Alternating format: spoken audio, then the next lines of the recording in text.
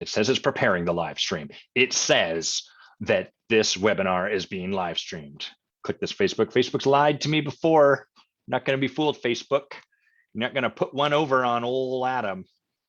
I probably don't need to refer to myself as old Adam, do I? It's kind of weird.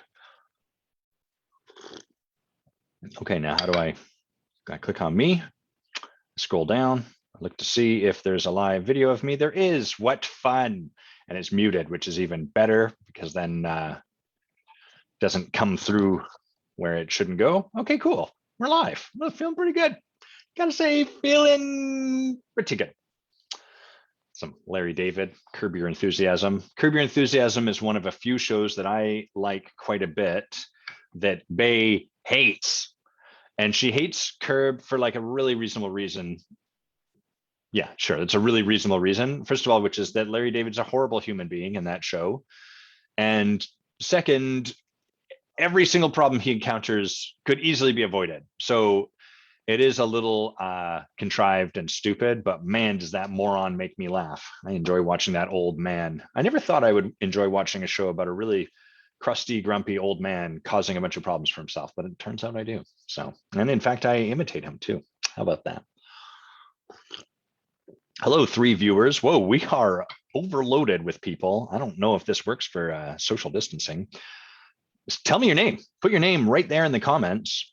Oh, we've got 4. It's out of control, people. This is going viral. Let me know who you are. If you are one of the first of 4 people to be in this crazy viral sensation that is the live show, Yo Mia, Wiggity Mia. Mia, one of our badass leaders in the Forge, and generally all around hilarious woman, radiant as heck. And she will say words and stuff that will make you crack up. Hello, Tommy. Good morning to you. Well, let's start with a sip of tea from this mug with a Q on it. Q does not stand for QAnon. That guy's a bozo. Q stands for Quiney. That guy's cool. Follow Quiney, not QAnon. That's what I have to say about that guy. Mia wanted me to keep going. What else can I say about you that's awesome? You are incredibly stylish. You have a tremendous amount of power, and Mia has a beautiful capacity to distinguish what's going on for herself. So when I'm watching her lead, one of the things that I see people get a lot of benefit from is that Mia, she doesn't just go like, oh, I'm scared. That's why I did that thing. Can we move on? There might be a part of her that wants to do that, but what tends to happen is Mia will acknowledge she's scared and then go deeper into it. I'm scared. What's going on for me right now? And did it tell you guys in Facebook land that we're recording this? Just said that in my ear. So Mia will do what a leader does, which is distinguish what's happening. Oh, I'm scared. And from my fear, what my fear is about is that I'm looking stupid and I'm losing all of you, and that you're no longer going to pay attention to me. And that's really edgy for me because I want to make a positive difference for you.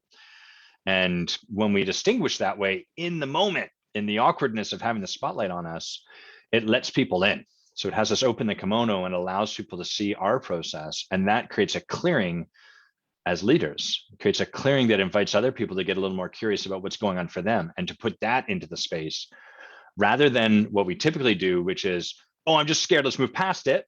And then we're kind of operating over top of it. Because we haven't addressed what's actually there, we walk in circles around it. It's almost as though you've got this rug with a dead body on it, and we're all just walking around it. I always walk in a weird kind of curvy line. That's the normal way I walk. What are you talking about? So that's part of the magic that you are, Mia, and that Mia brings to the Forge as one of our members of our leadership team. Oh, good morning, Heather. Able to pop in. Well, you are part of, we have 8 viewers at this point. This live is going viral. I'm going to go ahead and declare it. Probably 1 million viewers today is my estimation, just at the virality that we're currently experiencing.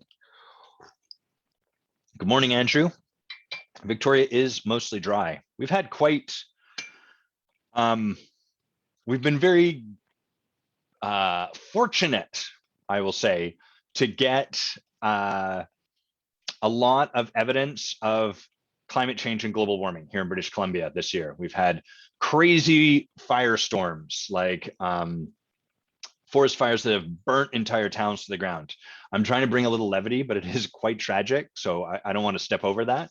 And now I'm going to continue to have some levity around it, because otherwise I will start sobbing. So we've had towns burned to the ground. We've had tornadoes off the coast of Vancouver. We've never, ever, ever, ever had a tornado. We've had record levels of snow. And then most recently, we've had so much rain that most of our highways have been wiped out. Not the entire highway, but whole swaths of it. And living on an island, as I do, there's really only one highway that runs the length of this island. And one of the things that happened is the gas that's brought over from the mainland is held kind of halfway up the island, or maybe a third of the way up. It's all stored there, and then they bring it down. And so what's happened over the course of this week is we had record levels of flooding and rains. The roads were swept out, so no one could come down this highway called the Malahat, and no gas could get delivered. And so I was driving downtown on I think it was probably Wednesday, and going downtown for a massage. And I noticed as I drove by a gas station, just huge long lines of people. And I was like, what's going on? What's going on is people have been panic buying gas because the gas station has been running out. And when you see that the thing you use, the fuel you use to get yourself wherever you need to get is running out, you freak out and you go and buy more. So it's been quite a week. There's been a lot going on. And on top of all that, we are now into our daylight hatred time, I think is what it's called, where we don't like daylight, which means that the sun is going down at about 4 p.m. So 4 p.m., it's pitch dark out, it's pouring rain. It's a very crazy time to be living here in Victoria. It's mostly dry right now. I'm looking out and I see all blue skies, and I'm hopeful that things will right themselves. And I'm very grateful that it's not had too much of an impact on me. Let's have a sip of tea. I'm going to tell you about this, what I've been working on. Guys, we just hit 10 viewers. That's double digits. Shit is blowing up. This is crazy. I don't even know how Facebook is still running, given the quantity of people jumping on this live. These two wads of paper represent together, who do you think you are? That's the book that is being published soon. So I got it back from the proofreaders, Andrew. I got it back from the proofreaders on, I think, Sunday, and I've been slowly going through it. So this is the whole wad of text. This is what I've gone through and edited, and this is what remains. We've got about 150 pages remaining. It's about 400 pages all told. And we're doing a lot to make the inside kind of interesting, grabbing pull quotes, putting tabs so you can easily flip through it, because part of it, my intention is that there's a, let me find a reference book here. This won't work for anyone listening after the fact, but, oh, actually, we can do it better. We'll use StrengthsFinder. But anyone viewing will get to see this. So in StrengthsFinder, they've got these little tabs here, belief, or maybe your strength further down is deliberative. That's a weird. Deliberative. What are deliberative people? You are careful. You are vigilant. You are a private person. You know that the world is an unpredictable place. Here's something I find interesting about StrengthsFinder. That set of words there occurs to me more like someone's shadow than like their essence, their essential qualities. And so there's nothing wrong. It's helpful for us to recognize our shadow, but the way that StrengthsFinder presents this is it enrolls you, it sells you the idea that who you are, who you be in your core, are things like careful, vigilant, private. Know that the world is an unpredictable place. I would say that those would be more qualities like something I would expect to see reflected in someone who is adventure, but learned that that nature of themselves is risky, and thus learned to contain themselves from their shadow. Or you are a private person. I could see that being someone who is connection, but learned, oh, I connect too much with people and it scares them away, or it's intimidating, or something happens. And so they learn to become very introverted, very private. They learn to be connected with themselves through their own activities, but shut other people out. So you can kind of see how, looks like I have a scar on my beard. You kind of see how what StrengthsFinder can kind of do is it can lead you down this path like, oh, you are your shadows. It doesn't say it that way, but that's where people are left. And then they become very attached. Oh, this is just the way I am. I'm a private person. Well, I would assert you don't have to be. And probably it's not actually who you are if we go down deep enough. So we'll have like tabs like that. Got a little off topic there. So you can flip through, find a spot, and all kinds of things. We're looking at putting in some characters, some visual interest. So it's not quite so, not, just you looking through a 400-page encyclopedia. As I go through this, it's really interesting. The first book I wrote, called Too Smart to Know Better, I didn't love that book, but I had written it, I had rewritten it, I had edited it, and then I had said, I don't really like this book. I need to rewrite a whole bunch of it, and did that. And there came the point where I really felt like I just needed to publish it. Hi, Ruth. I needed to publish that book and get it into the world, because if I didn't do that, I was never going to publish anything.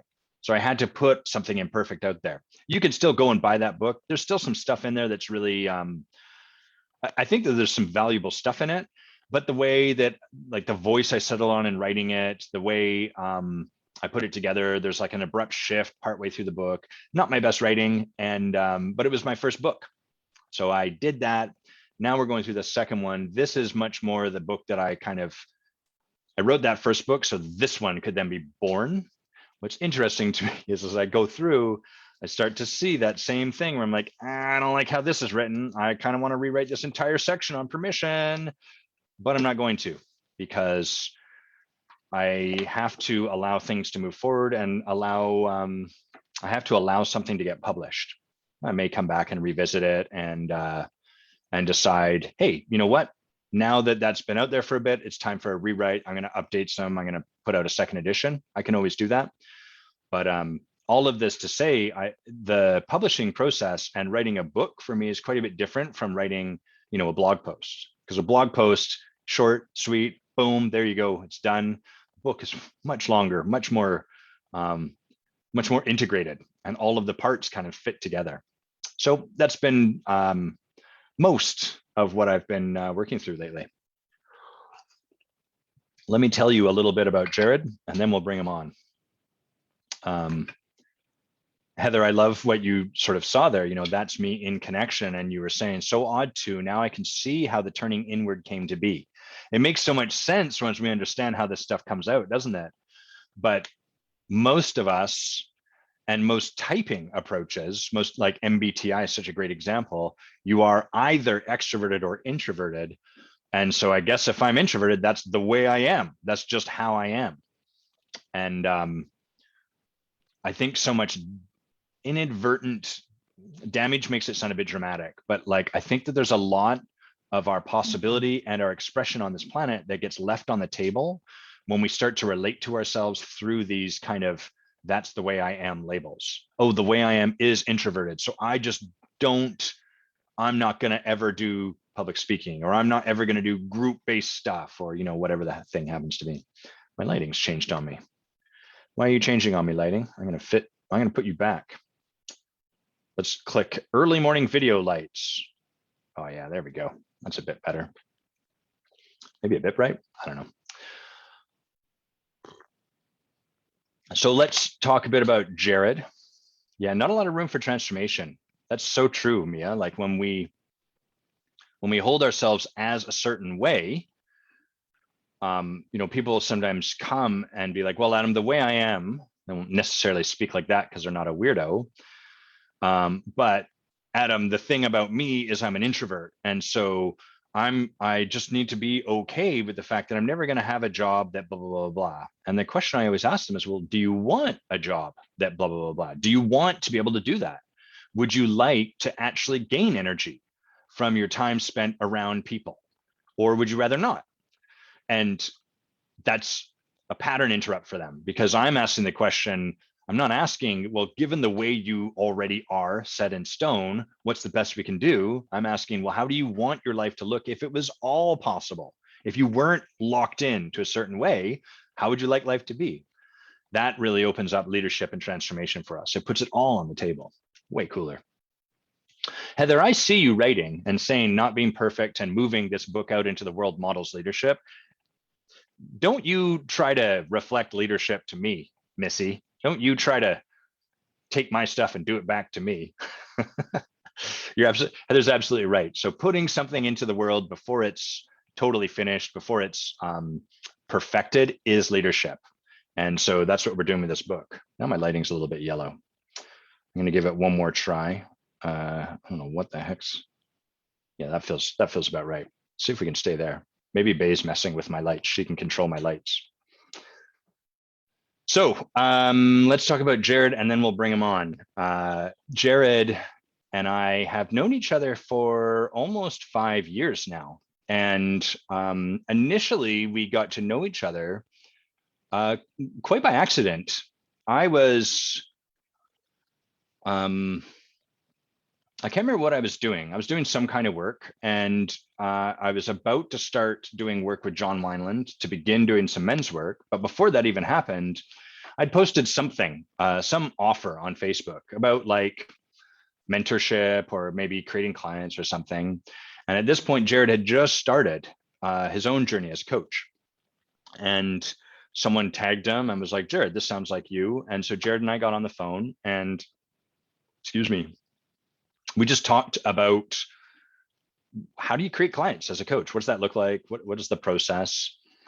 And so I sent him some infographics, and you know, that was kind of the end of the conversation. Just great. Hope that helped. And we liked each other. Good interaction, but that was the end of it. And then both of us ended up doing work with John Wineland, his first men's program that John Wineland had launched. It turns out we were both in it together. And so we started connecting that way. And then Jared got to the point where it was like, I think I really want to like take some training to be a coach. Do you have a recommendation, Adam? And I was, of course, like, yes, I do. It's called Accomplishment Coaching.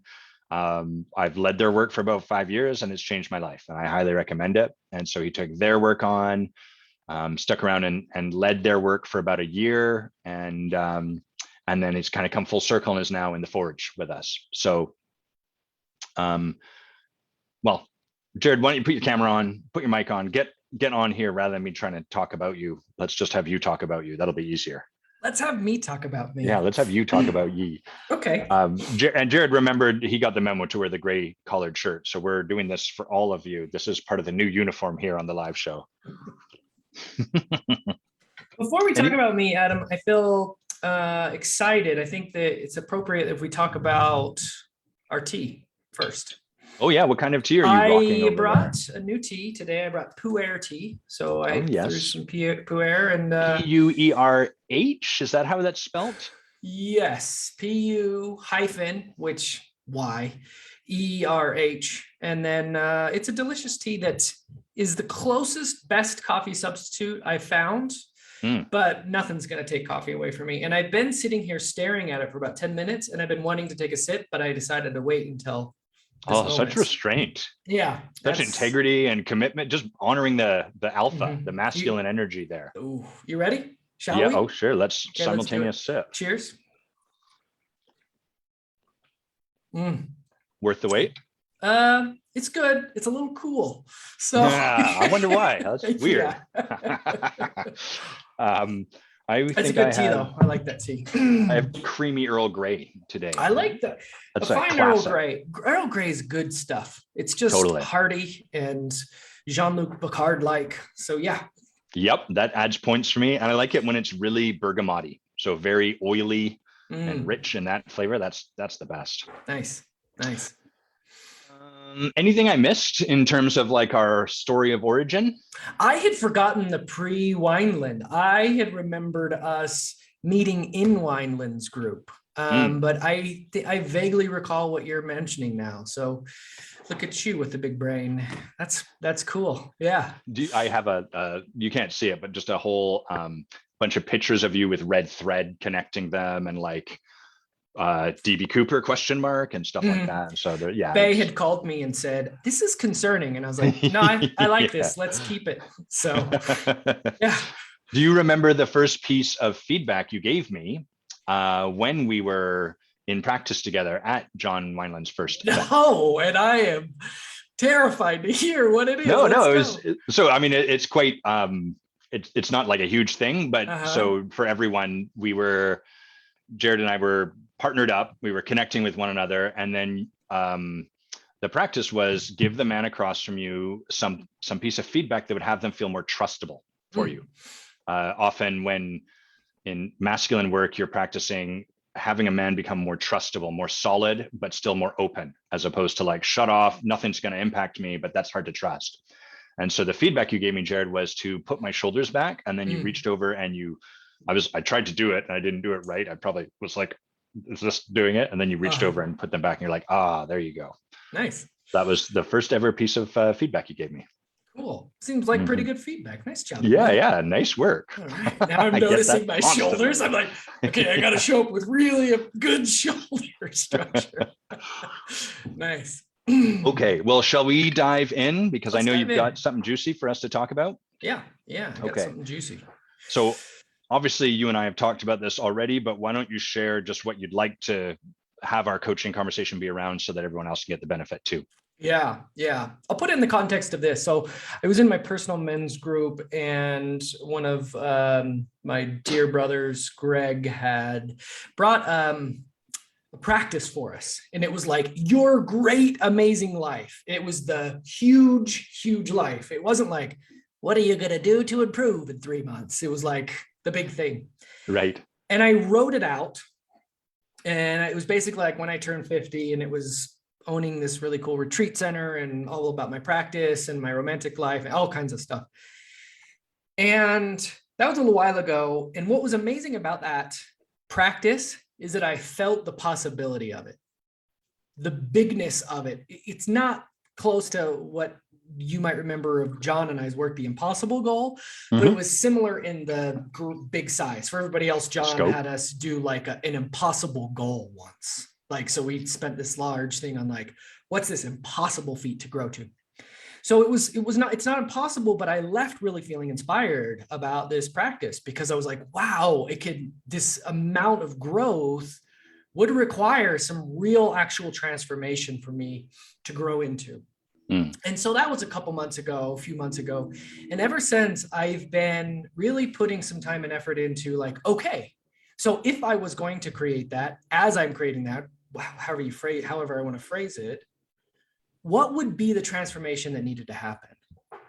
And so I've been playing with like what this context is that's brought me to this place, but that is incapable of taking me to this new, grander, big place that I want to get to.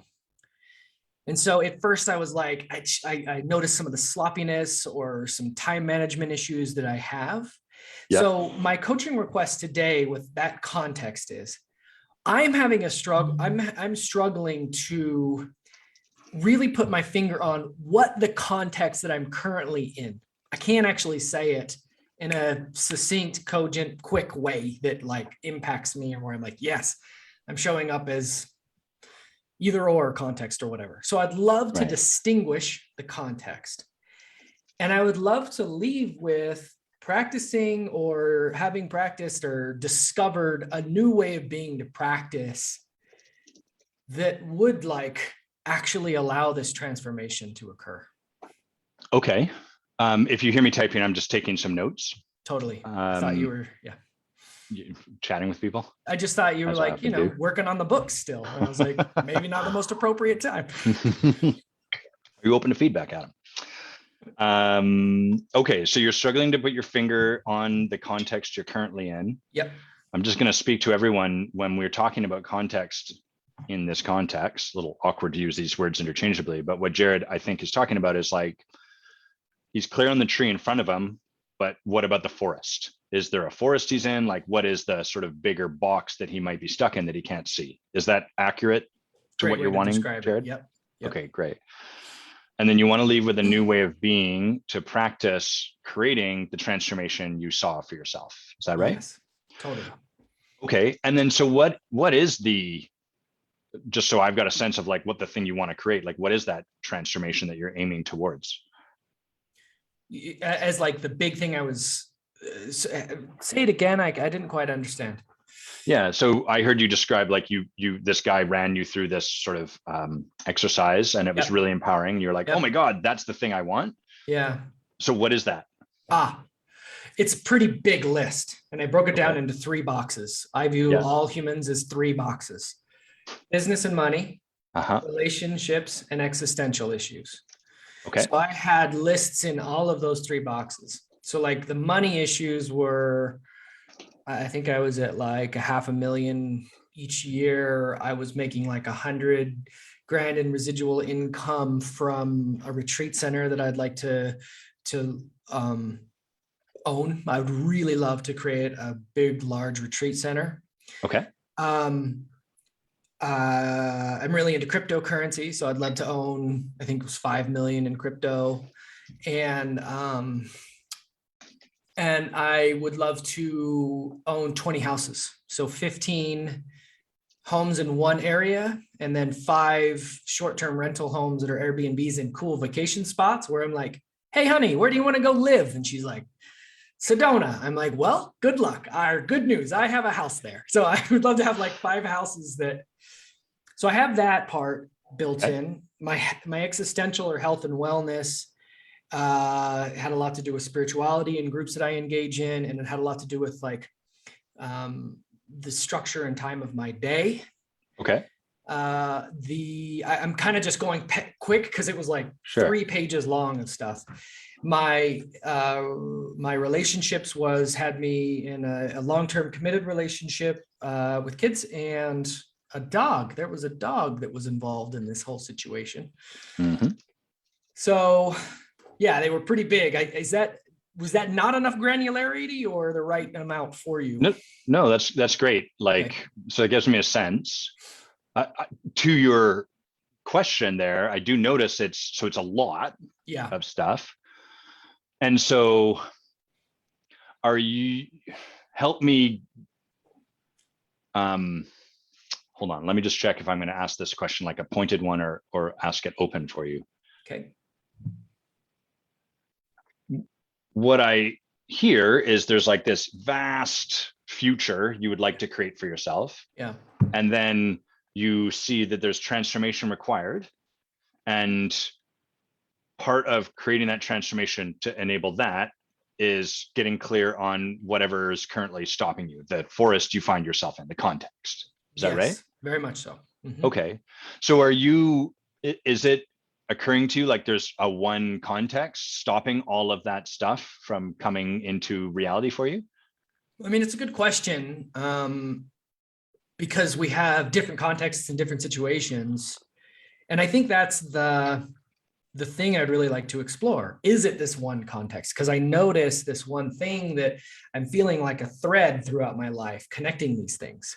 So I was playing with this idea of showing up sloppy or lazy in my men's group, and I got a lot of pushback from people. They're like, that sounds disempowering.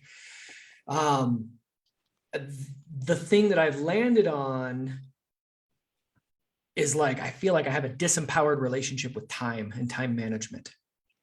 Is that the thread you mentioned? I think so. Yeah. Okay. Yeah.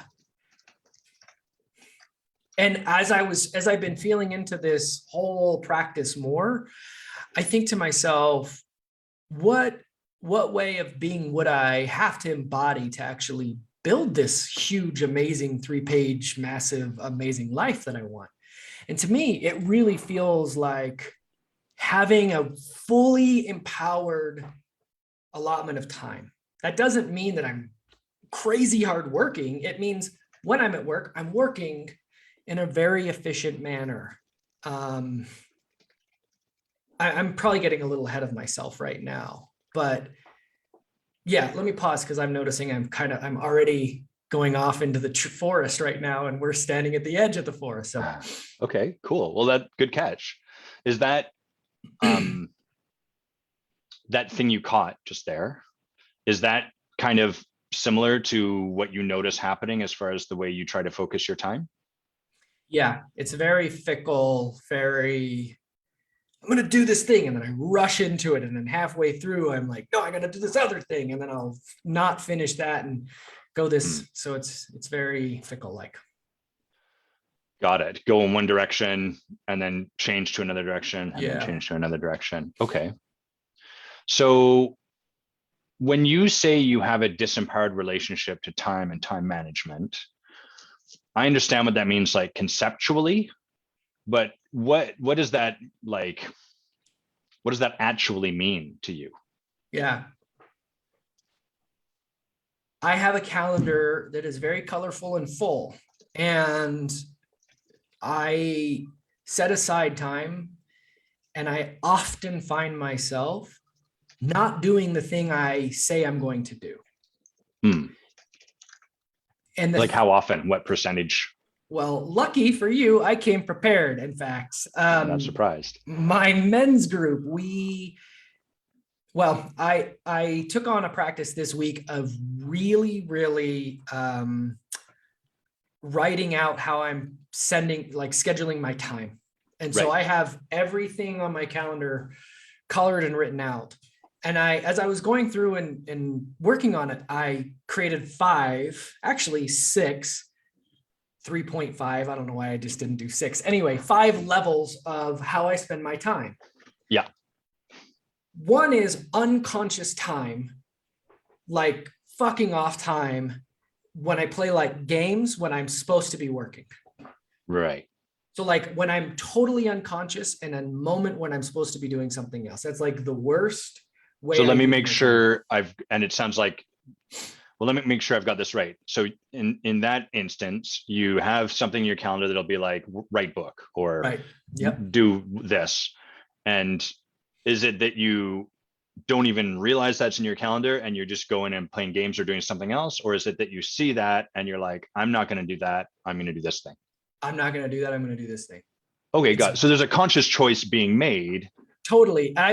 That's a great reflection, but I wouldn't call it conscious because it feels very unconscious to me. It feels like I slip it. I know it's happening in the background, but I'm like, fuck that. I don't want to deal with it. I deal with overwhelm and I just like piss off the time and go into these places of like real unconscious use of time. Got it. And it sounds like you have quite a bit of judgment about the fact that this happens. It really hurts. And it's been hurting more and more and more. And over the last year, 2 years, it's been getting worse. And so I'm allowing the pain, I'm feeling the pain of it more and more. So yeah, I would agree with that assessment. You didn't assess anything. You asked, and it hurts a lot. Got it. It hurts. It's been getting worse. And then the judgment part, I heard you talking about like, it's the worst. You were describing like of all these, that's the worst one. So, sounds like, okay. All right. So that's an example of it. What else? So on the other end, that's like number 1 and like number 5 or 6, because I have a 3.5, I just need to call it 1 through 6. 6 would be an allotted time that I'm doing the thing I'm allotting myself, and I'm doing it in a methodical, empowered fashion. Methodical and empowered. What does that actually mean? If I give myself a work project, it's not like do work. It's like do billing, do accounting, or work on X thing. And then I work on that thing. Yeah. It's also, this is important because most of this has been in a work context. This is also in leisure time. So if I'm like hang out with my partner, then if she's around, those feel really empowered. So it's not all about work. It's just about how I spend my time. It's not like do more work. It's having, I've color coded them from red to green. Red is 1, 6 is green. And I just noticed there's days where there's a lot of red. And so I feel like really an empowered allotment of my time is to move my life to where it's all green, where it's all like in the 4, 5s, and 6s. And that to me, it's not like I'm saying like do more work. It's like I'm saying empower the time that you have. And don't just the last thing, don't go unconscious with the time that you set yourself. So I'll pause there. Yeah. So, okay. So what do you think has you choosing, you're like, it sounds pretty clear. You're like, there's a thing I'm meant to do or a thing I've declared I'm going to do, regardless of whether you're meant to or not. Yeah. In those, like, what do you think has you turn away from that and go to anything else? I've been thinking about this a lot, been feeling into it a lot. And one of the kind of revelations over the last few weeks around it is the Enneagram 7 energy. So I really love the Enneagram, and Okay. I've learned a lot from it. I'm an Enneagram 7. For those out there, it's too big and complex to give you the whole thing, but the 7 is, think of like Tigger. He's this joyous bouncing tiger, and he bounces from thing to thing, and he's all about fun. And I believe you're a 7 as well. Mhm. So when I first learned of the Enneagram, we really avoid pain, and the way we avoid, we're head type, so we think a lot. When we're in a painful situation, our sort of status quo defense mechanism is to, in our head, plan new things to do to avoid the pain we're currently in. And I've worked a lot at having an empowered relationship over big decisions in my life and noticing that fickle energy of big decisions. But what I've been feeling is like, I'm forgetting the micro, that energy of dealing with the pain in the moment or the discomfort in the moment. I'll just piss it off and then go to what I know works well. Games, scrolling the internet, et cetera, et cetera. So like I'll have resistance or discomfort, and it's that 7 kind of just avoidance thing that comes up in me. So what do you think it is you're like, I didn't quite follow, or maybe I just need to ask the question again. So what is it that you're avoiding, or why do you think you're choosing towards that other thing? Boredom and pain, like resistance. Okay. Resistance to Generation. So when I'm in boredom, I heard a quote that's somewhere from one of your things, I can't remember. I have a And bunch. just one of the things, this has really been sticking with me, which like, consider that boredom is a lack of generation, not stimulation. Okay. And I thought that was really powerful. So like, my relationship with boredom is I need more stimulation. And I would rather it be more generation. So my go-to with boredom, my relationship with it, is to dive into more stimulation, AKA video games, surfing the internet, et cetera, et cetera. And that's the thing that hurts, because it doesn't get me where I'm wanting to actually go. I'm wanting to go to a place where I'm generating more, not being more stimulated. Well, that makes sense, like intellectually, Yeah. but I don't know about you, like rarely, when my addict is playing out or when I'm sort of reaching for another chocolate bar, rarely am I like, oh, what I crave in this moment is stimulation. And what I want to get is, I just don't, that's not where my self chooses from. Yeah. So I'm curious. I get that on a conceptual level. I get that intellectually, and you've done a great job explaining it. But like, what about here? Or, like with our feet on the ground, what do you think? You mentioned boredom and pain. Those feel pretty real. Yeah. So is it something along that line? Like, what is the actual thing that has you be like, nope, yes. Right. Overwhelm, boredom, pain, definitely overwhelm, because I have a lot to do. And I'm like, oh my God, how do I start? And I'm like, I can't. So I'll just no. And one of the defense mechanisms to deal with overwhelm is to just work with a numbing agent, like a video game that works beautifully. Right. Okay. Yeah. Got it. And so what's an example where this shows up, like something where we can kind of have it be a little more concrete, where you are like, this is the thing to do. And then you get overwhelmed and then you're like, over here to this thing. Yeah.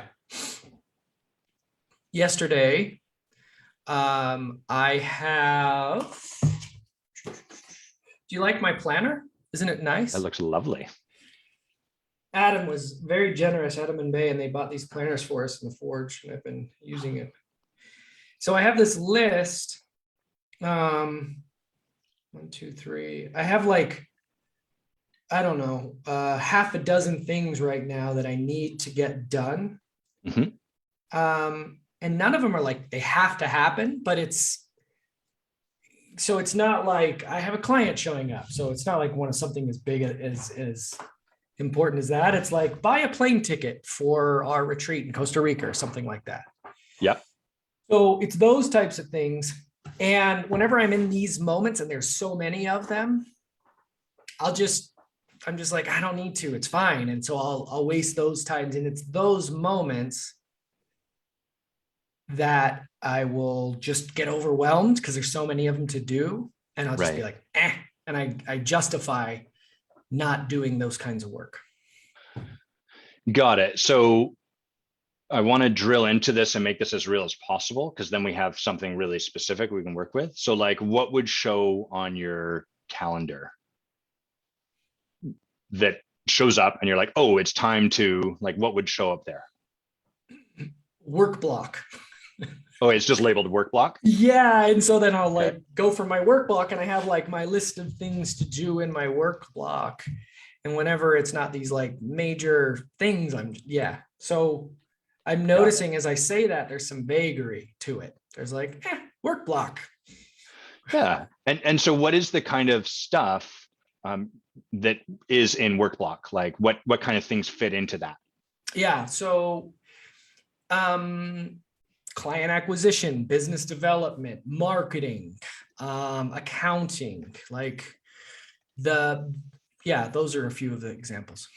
And then there was also like buy plane ticket to Costa Rica. Yeah. Okay. Other just kind of like various types of stuff. Yeah.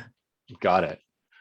Okay. Well, that kind of makes sense. So there's just this, like, it's almost like when I read work block, like what kind of comes out over here is like, Adam, now's an hour, do work. Yes. That's kind of how it lands. Is that how it sort of feels for you?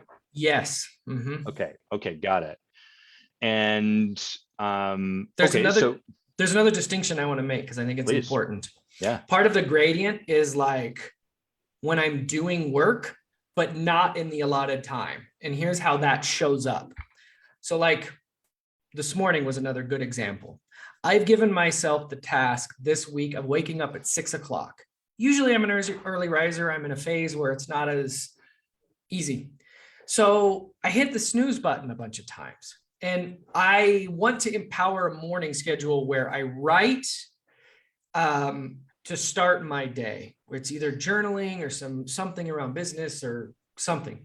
But it's like a 30-minute block of writing. And I notice that sets the momentum for the day in a really powerful way. One thing that kills my day is when I get in bed and I turn on a game or watch a stupid YouTube something. So the thing that I set for myself is wake up at 6, grab your coffee, hit the 30-minute block. So then what will happen is hit the snooze button, wake up at 6:30, 6:45, get the coffee, watch it, like get onto the computer, and then along the way to my Word document to write is all these shiny distractions. And I'll click them for a few minutes and it will bleed into the block. So I'll not get into the time block when I say I want to, and then I'll bleed into the time block. So then what will happen is I set my day at 6 to wake up, write for a time, go do practice, and then do these other things. And then it will bleed into the next things. So I'll be like, I'm not going to do practice. I'll now do my writing and skip into practice. So it bumps up and screws everything else up. Right. So part of my scale and my gradient is noticing when, I may be getting work done, but not in the time block that I'm given, and it affects all the other kinds of time. Got it. Okay. So how does that relate to what we were just distinguishing around, like you've got this thing called work block, you look at it, you get kind of overwhelmed? So when I'm not empowered on the time that I've given myself, something like work block being vague and nebulous, I can easily just be like, and move it around because of the previous things that I did. So the thing that I was going to empower during the work block, then I'll move it to other time frames.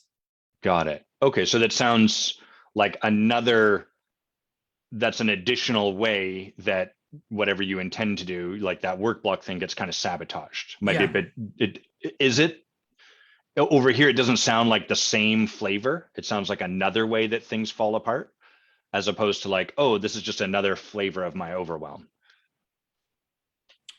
Help me with the two flavors. So the overwhelm, and then what was the other flavor?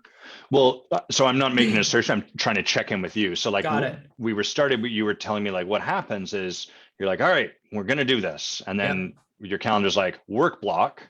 And that encompasses all of this stuff. And you're like, overwhelming. And then you go and do something else that's like more fun, more whatever. Yep. So that's one way that, you know, things are kind of going for you, that you're not super empowered by. Right. I kind of view it as the same. It's sort of like, this is the work block. Screw it. I'm going to do something else because of overwhelm. Right. But then having it bump up against it or bleed into other times is kind of a similar. The similar part is that it's that I look as my calendar as negotiable. It's like, it's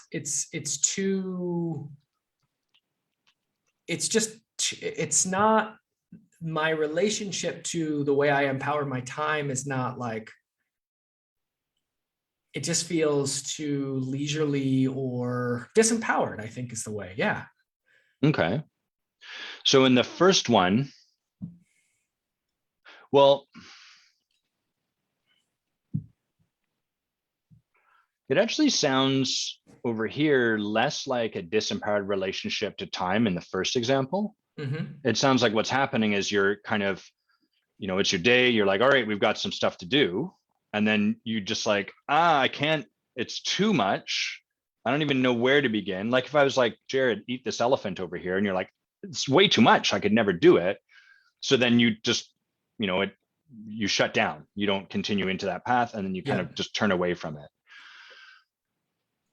That sounds less like, or it occurs to me less like a time management kind of thing and more just like, you know, kind of the way you're setting things up leaves you overwhelmed. And then rather than be in the overwhelm, you turn towards something that's like manageable.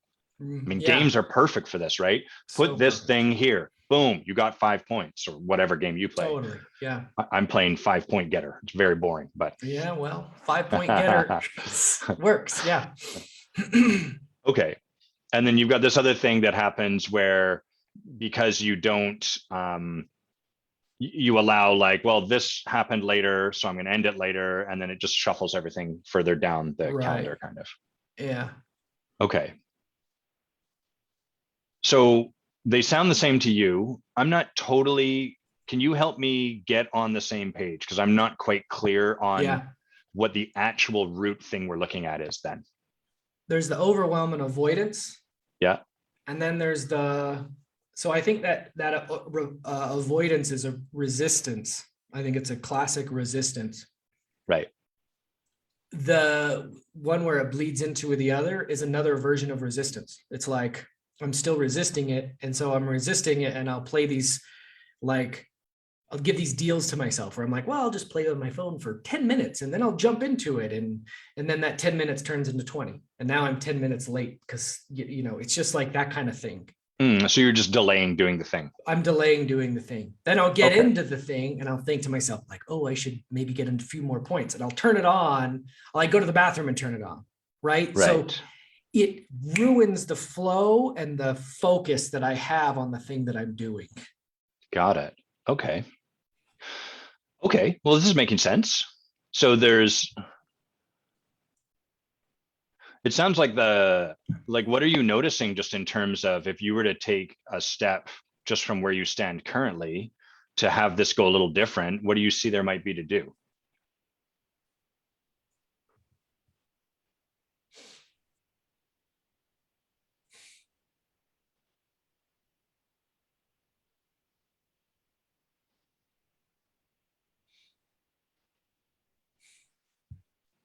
One of the things might be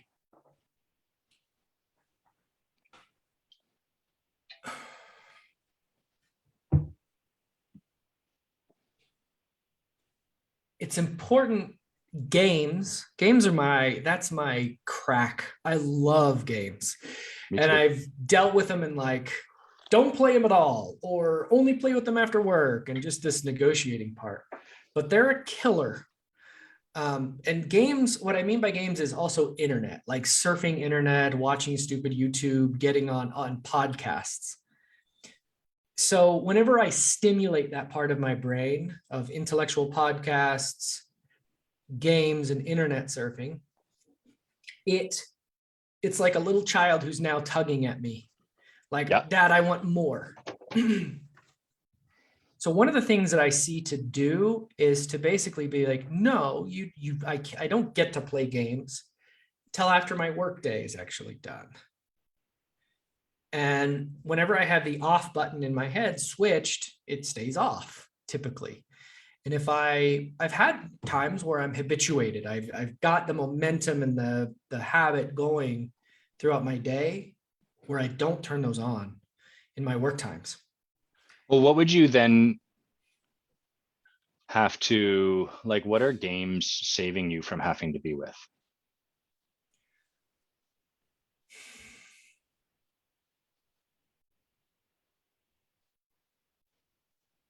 I mean, boredom is that's the part. It's boredom that's really hard. And Okay. yeah. Well, that's super interesting because when you were talking about this example you had, I didn't hear boredom come up. So is there a part we stepped over there? Maybe because I won't allow myself to feel boredom. And the reason I won't allow myself to feel boredom is because modernity has given us a plethora of ways to never feel boredom. And so I have the phone that has an infinite amount of games and distractions and YouTubes. Mm-hmm. And so I just step right over that boredom. Well, that makes a lot of sense, again, kind of intellectually, but I'm still missing the part where in your telling of how the events go, you're like, I sit down, it says work block, that shows up. I sit there and I'm bored. Like I didn't hear that at I any. see. So I understand the theory you're drawing out, but it doesn't occur like that's actually what's happening over here. Got it. Okay. Sit down on my computer and I'm like, okay, I'm going to make X posts, or yeah, I'm going to make like, I'll give myself like a thing where I want to write out some posts. Okay. So I'll sit at my computer. I'm like, I don't know what to write about. I don't want to write about it. And then that it's sort of like, that's a little bit of the overwhelm, a little bit of the boredom where I'm like, what am I going to write? And then there's this immediate like, well, get yourself like a cup of tea, or oh, you got to go to the bathroom, or you should get a water, or it's the allowing myself outs. And then instead of sitting there and actually facing the thing that I'm supposed to be facing. What is called for in those moments?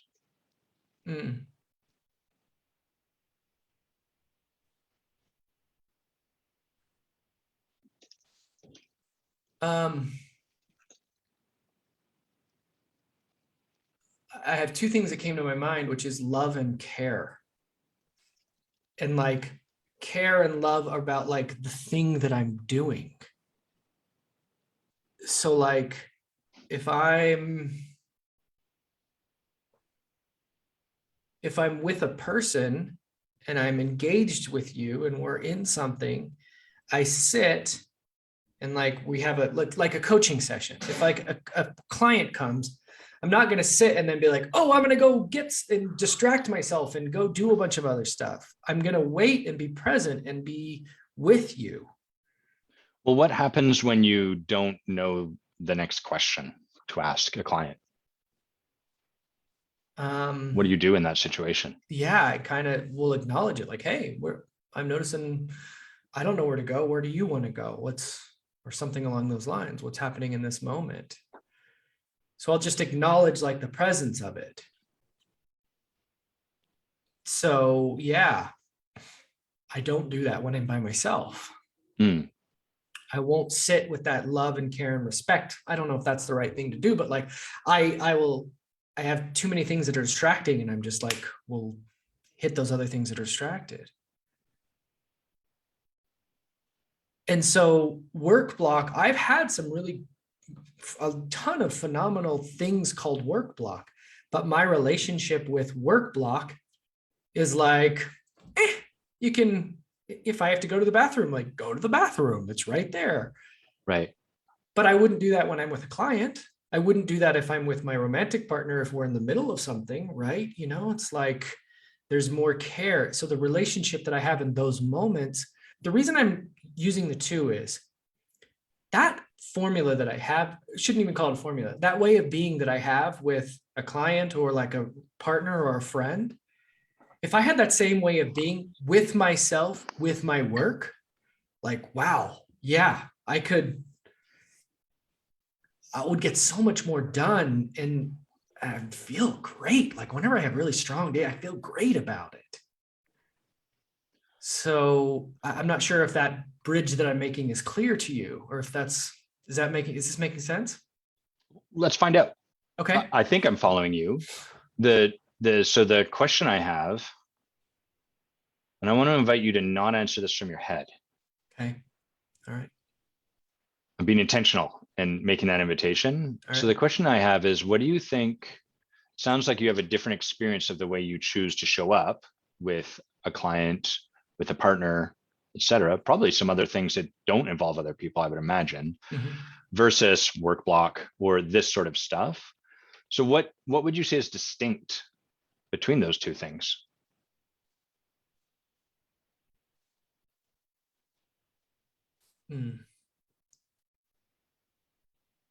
Yeah. Oh. Good phase. As I felt into my heart and I felt into a few things, there was like this, like, I don't like me very much. And it came out of nowhere. It was like, that doesn't make sense. But that's just what came up when I got out of my head.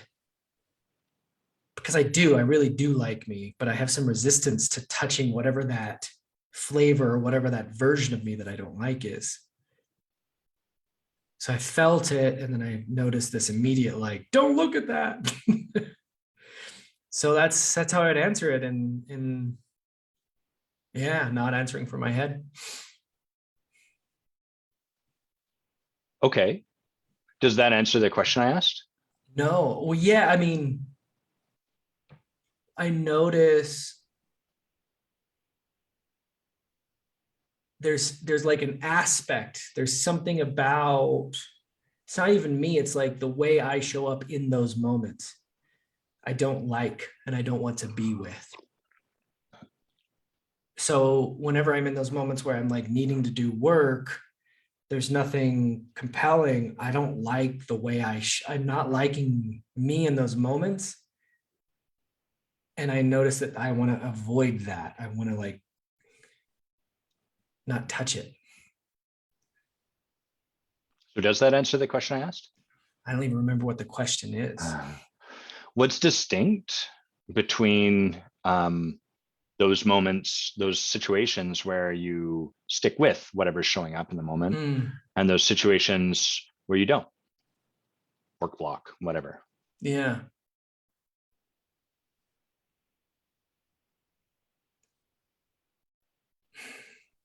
I'm so confused right now, and I don't, it's not confusion from like the questions you're asking, but like it's confused. This is oftentimes what happens. Like It's like, can I ask a question? Yeah, please. The feeling you're having in this moment, is that at all like the feeling you have when you're feeling overwhelmed or when you're like facing? Yes. Yeah. Okay. It's frustration. Yeah. It's confusion. Got it. So what in this moment, like if you really empowered whatever's shown up for you, and we use this as like, oh, what a beautiful moment, we're here in it. What's your impulse want you to do in this conversation right now?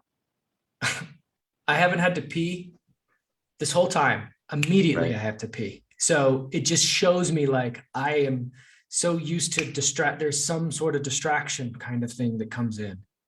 Got it. So if we were to practice right now of choosing something differently, it just feels like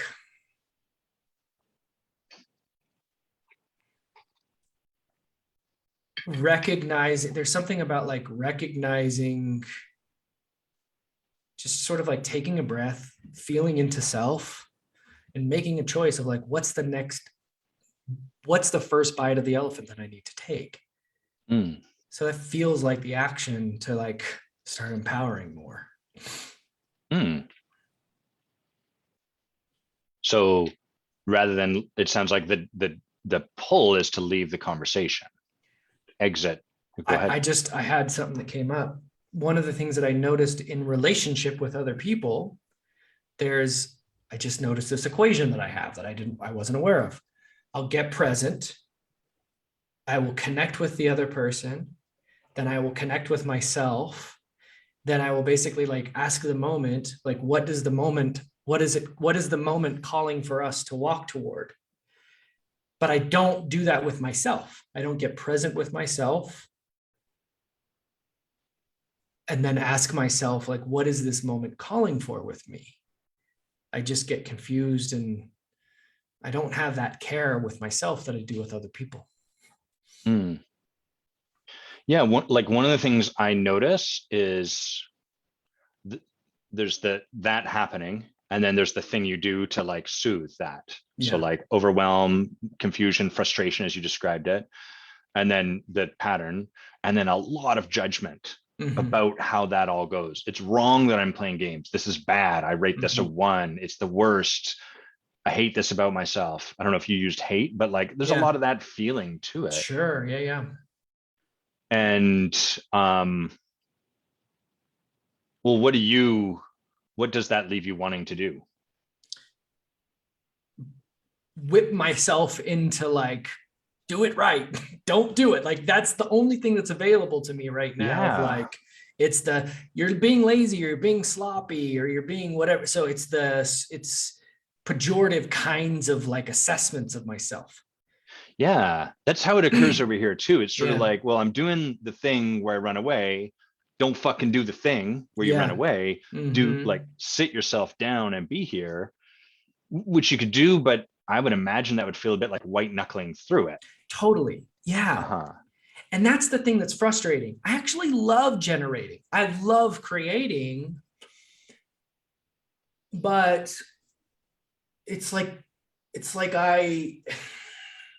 there's something about it that I have a lot of resistance to. There's something about this place that I have a lot of resistance to. And so I've been resisting growing into this next evolution of who I am as a human and as a contributing member of society, and like taking that next step where I'm Right. really bringing a lot of my gifts out. And I'm not, there's something about that next step up where I'm like, it hurts. I know it's there. I can see it. I can feel it. And it keeps not happening. And where I'm at now is that like whipping myself because like I want it to happen so bad. Right. The vision for the future has become the whip that hits you to make you wrong for Yeah. the present, kind of. Right. Uh-huh. Okay, so you really brilliantly articulated like this feeling of frustration and confusion shows up and it has you want to leave the go pee, do anything, pick up Yeah. phone, whatever. Mm-hmm. And then you said, the thing there would be to like slow down, make a choice about what is there to do to just what's the first bite of the elephant to Yeah. take. So if we just looked at like, as an example, when you sit down, work block, and it's like, all these things, in that example, what would be the first bite? Usually it's open my list that I have, Yeah. feel into the thing that is one needing, like actually needing to get done first. And then if that's not there, the thing that I'm resisting the most, that's the first thing I would start working on. Got it. And then take steps towards that. Yeah. Yeah. Got it.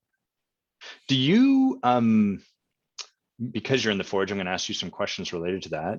Do you have a project? I do. Yeah, Does it have milestones? it does. Do you have action steps laid out towards the first milestone? I do.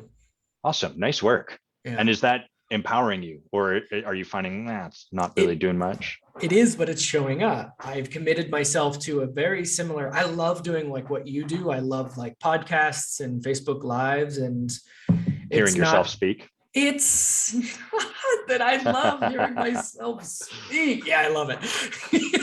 Me too. But I haven't been, I was like, I'm going to do this every Tuesday. And then I haven't been doing the last few times. And I'm like, oh, I don't want to look at that. And I don't want to feel the pain of stepping over my own commitments that I give to myself. Right. So yeah, I do have those milestones and I do have action steps. Great. Okay, great. Nice work. So when you have these moments of frustration and confusion, when you have these sort of like must do anything other than be with this, yeah, what do you think would support you now that you've distinguished like slowing down, being with it, making a choice, choosing the next thing? What do you think would support you in taking that on?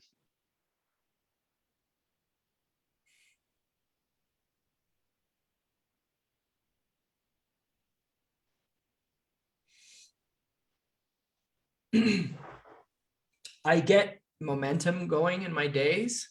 And so I'm really feeling like having my first block solid where it's actually scheduled and like wake up, do my writing block, do my spiritual practice. After spiritual practice, do this block of work. I love like not eating until about noon or 1. And so like I really feel like having a highly scheduled morning where it's like not work block, it's billing. It's some specificity in the tasks. So basically putting this from my planner into my calendar. Got it. Yeah. So kind of setting yourself up so that when that moment comes, it's clear what there is next rather than kind of having to figure that out in the moment when you're maybe already a little overwhelmed. And maybe one of the ways to do that is to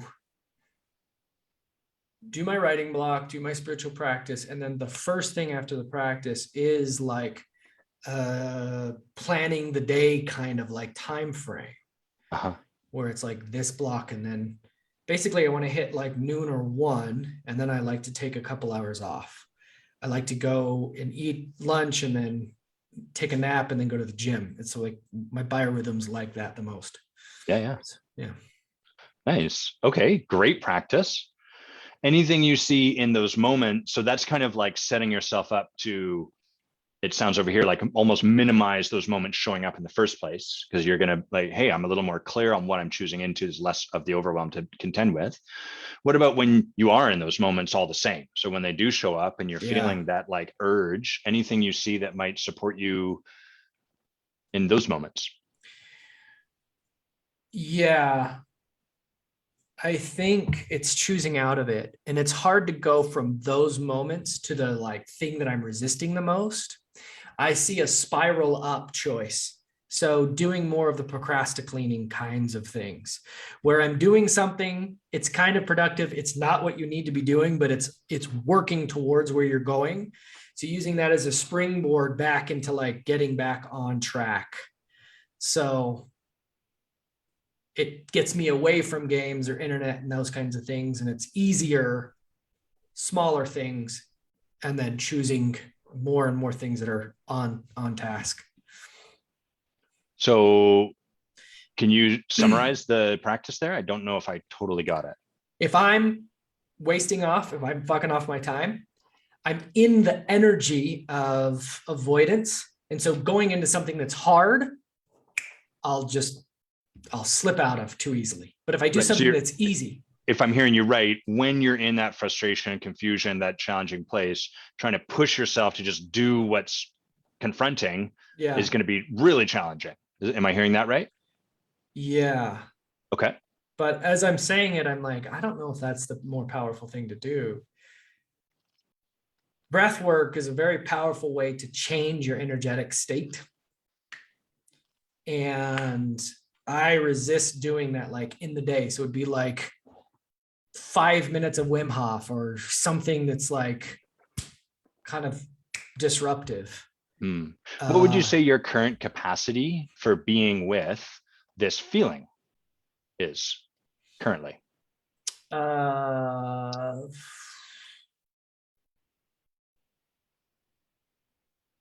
Probably like a 7-year-old's. How long would that be? Like That number again. Not very long. I can only be with it like for a couple minutes, and then I often will go grab the binky. That's 3-year-old. I'll go grab the whatever distraction thing is. Yeah. So is there any way you could practice just like I heard you look down the lens of I could just not be with this, but I could do something a little more closer, like so a better form of avoidance. Right. I heard you talk about like I could just try to you kind of acknowledge this probably won't work, but I could like just try to force myself to do the thing, which might be a bit heavy. I'm wondering, is there any practice that might support you rather than avoiding it or trying to push directly into it, might support you to just, expand your threshold to be with this for a little longer than currently is there? It's a really good invitation because I noticed in your reflection, there's a lot of doing it away rather than sitting and being with it. Right. Yeah. I think, that's a powerful way of being, is like just being like just choosing into it, choosing into like for the next week, like literally noticing when I'm in that energy and not doing anything, like doing the practice of sitting and just feeling. It doesn't have to be for long, like 5 minutes, just feeling, like notice my mind, give me a plethora of options to do something about it. And then sitting with, what am I feeling right now that I'm trying to avoid? And what did you say your threshold like your gut shot for your threshold currently is? Like 2 or 3 minutes, something like that, or I'm like, let's move on this. Yeah. Got it. So another invitation, I heard you say like, I could sit with it for 5 minutes, which is twice your current threshold. Yeah. Fair bit. Yeah. So you might just look at like the goal you're setting for yourself here. Yeah. As opposed to like, I'm going to be with it for, 5 minutes. Maybe it's not 5 minutes. Maybe it doesn't need to be that long. Whatever is going to support you. Maybe it is 5 minutes. Who knows? Yeah. I just invite you to have a lot of flex and, to use your words, love and care with yourself. Whenever I make the choice and I bring consciousness to the places where I usually go unconscious, 5 minutes doesn't seem very hard at all. Like I can meditate, like that's not a problem. So I don't think doubling my time capacity feels bad. It's just basically moving myself from a space of going unconscious to bringing consciousness to it. So the practice I see taking on is just like flipping my phone open and just hitting the 5-minute timer. And while that 5 minutes is, I have nothing to do. I literally just sit. Got it. Yeah. Be with what's showing up. Nice. Yeah. Sounds like a fantastic practice. Sounds like a terrible practice, Adam. It's the worst. Yeah, no, it does. Is there, I get that's a joke, but I do want to check in. Is there a flavor of it that would feel a little more empowering for you? No, I just noticed that like, I've been in this game long enough that I know it sounds great now, but when I'm in the energy of it, it's not as fun. So the joke is like, sounds terrible. Like I will want to deal with my resistance. Yeah. But it is the thing that I really am committed to. And so I am very much willing to take that on. Great. And then you get to see. Yeah. Hey, am I willing to wait? We don't know. Maybe you'll be willing, maybe 5 minutes will be just perfect. Or maybe you'll be like, fuck 5 minutes. And it's like, oh, can I spend 30 seconds being with this before I turn to the distraction? Yeah. We'll see. Yeah, we will see. Definitely. Cool. Anything, I know where we started was that you wanted to look into like this context, you wanted to get some practices. How did we do as far as that's concerned? Um, the I one of the things that I would love is if there was like a phrase like, because I'm like, I'm sloppy or I'm lazy, and it feels kind of in that like demeaning way. I wish there was Uh-huh. like a thing that I could say that like I'm being this right now.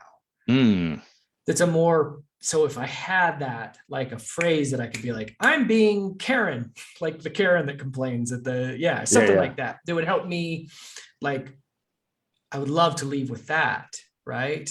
got it. I don't So know kind what of that like is. a different frame for what you're Yeah. choosing into. Yeah. So Mm-hmm. what would be a really empowering frame for you, when you're sitting with this, practicing being with it, growing that Uh-huh. muscle? So I'm in like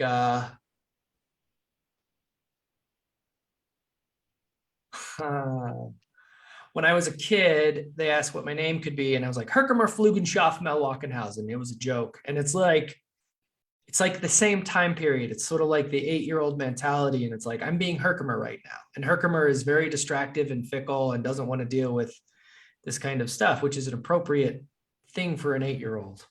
So it's almost like I'm like, oh, I'm being Herkimer right now, and Herkimer is the avoidant part in me. So that Okay. kind of, yeah. And what are you practicing stepping into? Dr. Melwachenhausen. Let's see.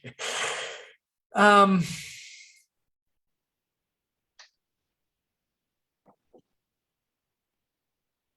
what I'm practicing stepping into is self-love. Mm, I I am very tolerant and loving of other people's stuff, and I expect, and that is completely okay. So the practice that I'm giving myself is practicing that love where I'm like, I don't like this part of me. Like, no, actually, I can love this part of me. hmm. Would that be an empowering sort of context to step into and practice with? Yeah, yeah, I think so. Yeah, really beautiful. I Mm, can really feel like your kindness mm. in that towards Herken met Friggin Flugen Flaggen You were better at coming up with a name on the spot like that. My names are always like 2 or 3 syllables. You have Yeah, many, many. It's very Germany. yeah, Although it's Anna will yeah. have an opinion about that, I think. Nice. Cool. Yeah, How does that feel? Does that feel feels great. complete with that? Yeah, it feels really good. Great. Really great work, Jared. Thank you. Um, I want to finish by acknowledging you, and then we'll do some debrief. We've got a few observations, questions, and I'll check them with you. But before we do, anything that sort of feels like an open door for us to complete? That feels pretty complete. Yeah. Cool. Well, Jared, first of all, I love your wit, and I think Mm, you and I have, connected on the levels of wit and brilliance right from the very start. But I so acknowledge the levity and the playfulness that you bring into every conversation, every space, every piece of heaviness. There's always like a little trickster. You have the energy of the raven yeah. in you, which is just such a beautiful thing and such a gift to your clients, I imagine. Mm, Just to like poke them in the ribs. And it's almost like, we've got these weird puzzle boxes that you have to open the right way, and suddenly it falls open. You're like, whoa. And that's kind of part of the gift you have, mm. is that suddenly people are like laid bare and like, holy crap, how did that happen from him making fun of me? I don't know, but it did. I really acknowledge you for your brilliance, and I really acknowledge you for your commitment to creating something different. Because what I know about brilliance is we can see a lot of our stuff as it's happening, and it doesn't fucking matter. In fact, it's a hindrance, because we're like, oh, and I can, and then now we're coaching ourselves down the road, and it's just all more of us in the space. And so I really acknowledge you, not just like for the courage and the commitment to let that down, and for the ground taken, Mm, because you and I have worked together in the past, and there's just a lot less of you trying to, it's still there, but to so much less of an extent than I mm. remember. And so I Yeah. really acknowledge you for the growth in that area, Mm, and being willing to like, okay, what if I didn't even need to know? What if we took that off the table completely? And finally, I acknowledge you for the trust in this space and with everyone around and watching, and to practice checking in with your heart and then bring that back up to the head and seeing how does that all fit together and then dropping back down to your heart. Really beautiful work. Really, I'm present to the depth of your expression, both from head and heart. Wow, beautiful. Acknowledge heard very much. Thank you. Thank you. Do you have some time for us just to read through some of these observations and stuff? Sure. Perfect. Yeah. We'll be 10 minutes more and then we'll kind of wind down. No rush at all. Yeah. Cool. First of all, anything you were present to or noticed or sort of like, oh, that happened and I wasn't expecting that, or? I mean, the self-love feels really good. Like it feels a little surprising. I didn't think we were going to leave with self-love, and that's cool. I'll take it. Yeah. That, first of all, the first thing that happened was you were like, I'd like a new context. I was like, fuck. Not because there's anything wrong with that, but like those requests, my head is like, great, we've got an exercise. We'll go through the exercise. I'm like, that's not going to be the thing. Like it may, but Adam, you're getting algorithmic and thinky through and follow the rules and the recipe. And so the fuck is like, pretty sure it's not going to be that. Client might kind of wish that it's that. Don't know how we're going to get to wherever we're going to get to without that. Scared.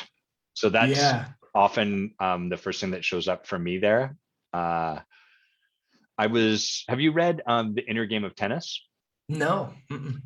Fascinating book. The author is Timothy Galway, and it's widely regarded as the first book ever about coaching, coaching, the kind of coaching you and I do. And he was a tennis coach, but he noticed like this constant complaint between tennis players where they're like, I play so well in practice and then I choke in the game, or like, I know that this is what I need to do and yet I can't stop doing it. And so much of that book is ontological. It's all about it. It's a fascinating book. You can read it really quick. What's it called again? The Inner Game of Tennis. I'm going to write it in the Facebook comments too. Let me just write it down myself. Inner Game of Tennis. Carry on. Yeah. I think I've got his name. Apologize to everyone if I spelled his last name wrong, but you'll find it. Okay. Anyhow, he has this thing where he talks about he was working with someone and they were like, the thing I'm taking my backhand back too late. I need to get my backhand back earlier. So they've got it in their head. This is the thing I'm doing wrong. I need to fix it. A little bit like what, as we were talking, I noticed you're like, my relationship to time is bad and it needs to be different. A lot of his sort of work is saying like, when we're really clenched around, we need to do something different. We get tense, nothing works. We're rigid and linear. So just present to like how our certainty about what we need to fix can actually be the very thing in the way of fixing it. Totally. Yeah. Let's see what some of these people said. So Andrew wrote, one of my observations of the conversation is that Adam spent a good amount of the time in the conversation really getting an understanding of the world that Jared created. When I reflect back on my coaching calls, I'll often get the understanding to the point that we can move forward. I found that really intriguing to just see the slowness of it all. How did it feel to you? Did it feel slow, plodding? I definitely put you in the teacher mentor role for me. And I respect the work that you do immensely. And the biggest thing that I continually am working on more and more is that precise thing, slowing down, getting more. And I love the way Andrew just put it, where not getting it enough to then move forward, like sticking with that, really, really getting it. So I think that was pretty brilliant, Andrew. Yeah. Over here, a lot of that was not, it was not so much me intentionally being like, we need to spend more. My metric for that was like, I don't know that I'm clear. Yeah. And I don't know that we're clear yet what is actually at play. So, Andrew, you may have had it already and you may have been able to give it to Jared. You may have gotten there before I did, but I trusted my own stupidity in that moment, or rather a better way to put it is like my own confusion and not knowing. Yeah. I think Anna has a follow-up. She says, I noticed the same thing to the slowness. And I've often gotten feedback from accomplishment coaching along the lines of going for my understanding less. Right. So yeah, it's What really matters is just is Jared clear? And then using when I get confused as a opportunity to give that to Jared. But if Jared was like, I'm super clear, here's how these two things are connected, and he can explain that, and I'm like, oh, okay, that makes sense. Great, we're going to move on. Yeah. So yeah. Lydia says, using myself as an example, two things. One, yesterday I dove into something I was resisting by making it super simple to get started and feeling the good feelings of getting it done. Hell yeah. That's like the bite off the elephant, isn't it? Yeah, nice. On a larger scale, I've learned to like and love myself, and it's okay to be me. When it sounds simple to put that in a sentence, there's way more to it. So true, hey? Mm-hmm.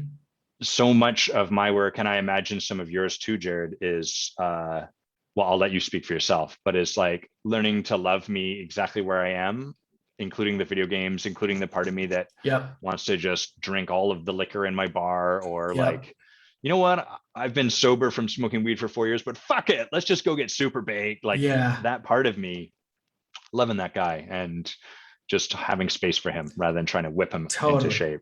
Yeah, my whole coaching journey started with the Wineland and the work in relationships. And I love the way I show up in relationships. It's not the end of where I'm going, but what I'm really revealing in this moment is some of that work on self-love from this conversation is like this new plateau. And I mean, really at the end of the day, it may sound cliche and a little bit kind of, I don't know, but love really does transform.